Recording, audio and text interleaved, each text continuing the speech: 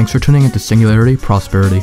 This video is the second in a three-part series discussing global internet connectivity. If you haven't seen the first video discussing why global connectivity is needed, be sure to check it out. In this video, we'll be discussing the Earth-based, more specifically stratosphere-based initiatives to bring internet connectivity to the entire planet.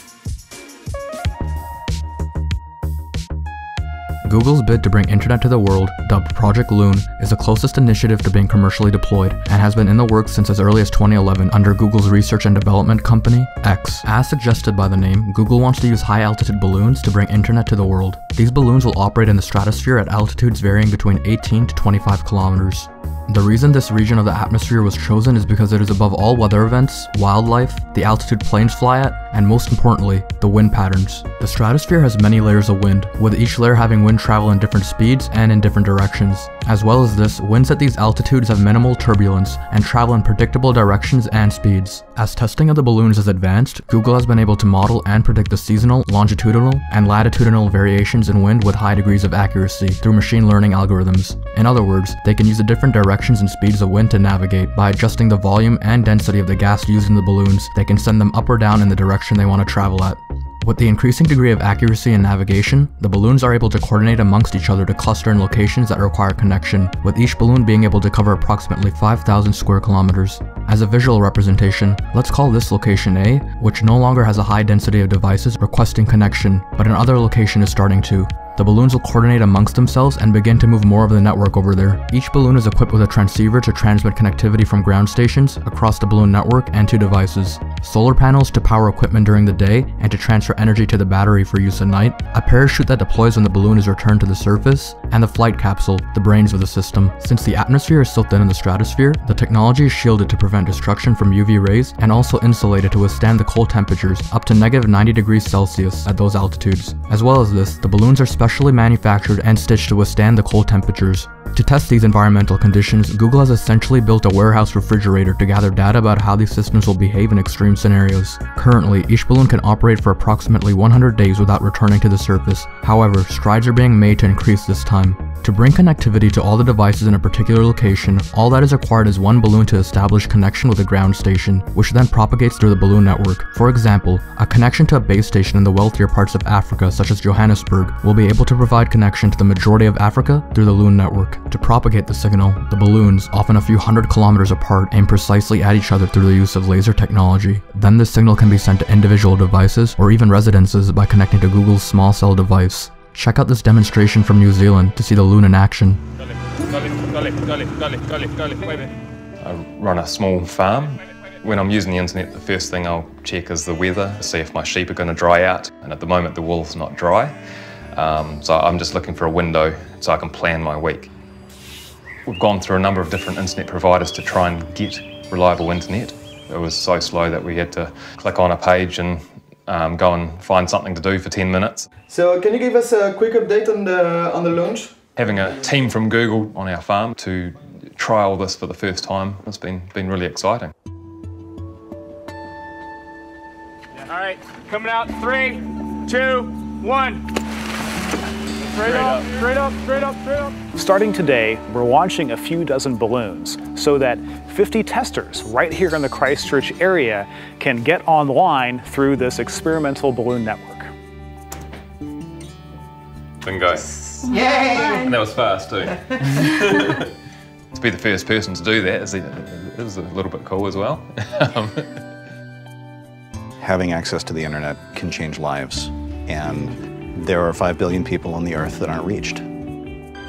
Speeds in 2013 ranged at only 1 to 2 megabits per second, and as of late range between 5 to 25 megabits per second, with generally 10 megabits per second stable. In other words, the speeds being achieved are at top 3G speeds or on the low end of 4G LTE speeds. As we'll explore later in this video, these speeds will continually improve in the future. The true beauty in Google's bid for bringing internet to the planet is its affordability and ease of deployment. Using their custom-built auto launchers, which are designed to safely and reliably launch balloons at scale, a new balloon could be added to the loon network every 30 minutes. Recovery is as simple as coordinating a drop point in a sparsely populated location, and releasing the gas keeping the balloon afloat. As of recently, sightings of the balloons are starting to increase, ranging from Canada, Sri Lanka, Brazil, Puerto Rico, and more. Additionally, Project Loon is demonstrating to the world how powerful a tool global connectivity is currently. Because of the Peru floods and the aftermath now, thousands are able to connect to the internet and send messages to family and friends while the balloons have been in the air, exemplifying that global connectivity will also play a critical role in disaster relief efforts in the future. Through additional partnerships with telecommunication providers, as well as Google's end goal to have thousands of balloons in the air by 2020, many will finally be able to access basic LTE speeds. These speeds will be life-changing to the majority of the world's population with only 2G speeds or no connection at all to the internet. Facebook's initiative to bring global internet connectivity is titled Project Aquila and has been in development since 2014. Aquila is a solar-powered drone and, like Google's Loons, will reside in the stratosphere between 18 to 28 kilometers. Aquila has the wingspan of a Boeing 737, 34 meters, and only weighs about 1,000 pounds, or the average weight of a grand piano. This light weight is achieved due to the carbon fiber composite the craft is made from, which is 3 times as strong as steel and lighter than aluminum. Most of the weight comes from the high-energy batteries the drone has to carry, which also leads to issues of the load Aquila's flexible wings can support. During the day, Aquila will fly at 28 kilometers to maximize the amount of energy its solar cells can capture and store. At night, utilizing its lift-to-drag ratio due to its large wingspan and low weight, Aquila will gradually glide down to 18 kilometers due to gravitational potential energy. This will limit the amount of energy Aquila consumes at night at only 5,000 watts, or the energy of 3 hair dryers. Facebook still has some major obstacles to overcome. 1. Most of Aquila's weight comes from its high-energy batteries, which is a problem exacerbated due to the fact that it's an additional load for its flexible wings to carry. 2. At the altitudes Aquila flies at, the air density, temperature, and wind speeds can vary. Aquila has to be designed to handle these changes and make sure its body can support the stress applied. Continued advances in materials engineering, a field becoming more active due to advances in nanoengineering, will be needed to make the batteries lighter, as well as make the materials the craft is made from stronger to be able to withstand the stresses applied to them. Once these issues are solved, Facebook plans to keep their drones in the air for 3 months at a time. In order to provide internet connectivity to large areas, a ground station will transmit a signal to a mother aircraft, which will then be propagated across the drone network. The mode of propagation Facebook is using is by far the most advanced and game-changing aspect of their initiative: high-energy lasers, which can take a fiber connection from the ground and propagate it through the drone network.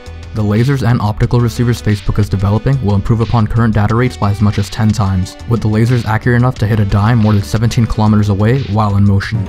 People have been using light to communicate, send messages for a long time. We turn the beam on and off, but you do that at billions of times a second. And at Facebook, we are working on advancing the state of the art by at least a factor of 10 to 100. It poses challenges. We try to hit a dime from a couple of miles away. So that's how accurate we need to point the beam to the target. In the 11-meter space we have here in the lab, we're simulating 40-kilometer propagation in the atmosphere.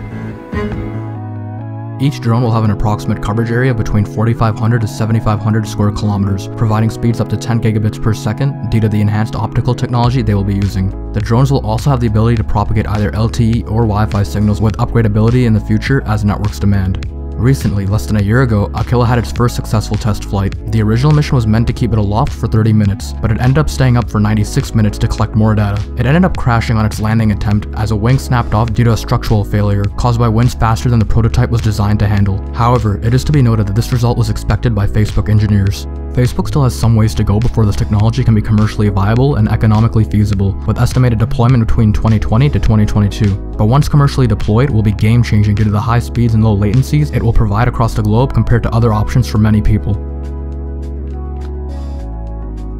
With Google and Facebook being some of the largest technology companies on the market today, it's no surprise they're leading the charge on the race to global connectivity. Google wants to provide basic internet access across the world at scale, while Facebook's method, being more complex, is about bringing high-speed access to the world. Both Project Loon and Aquila will be essential in their own rights to bring connectivity to the planet and allow everyone to access the power and knowledge of the evolving web. It is also worth noting that as the years progress and 5G infrastructure starts deployment, that these initiatives, especially Facebook's, will see upgrades to technologies that can interface with 5G networks and improve speeds and latencies even further. While these Earth-based solutions will be great at providing connectivity in targeted locations, the initiatives we'll be discussing in the next video in this series aim to bring connectivity wherever you are on the planet. At this point, the video has come to a conclusion. I'd like to thank you for taking the time to watch it. If you enjoyed it, please leave a thumbs up, and if you want me to elaborate on any of the topics discussed or have any topic suggestions, please leave them in the comments below. Consider subscribing to my channel for more content, follow my Medium publication for accompanying blogs, and like my Facebook page for more bite-sized chunks of content. This has been Encore, you've been watching Singularity Prosperity, and I'll see you again soon.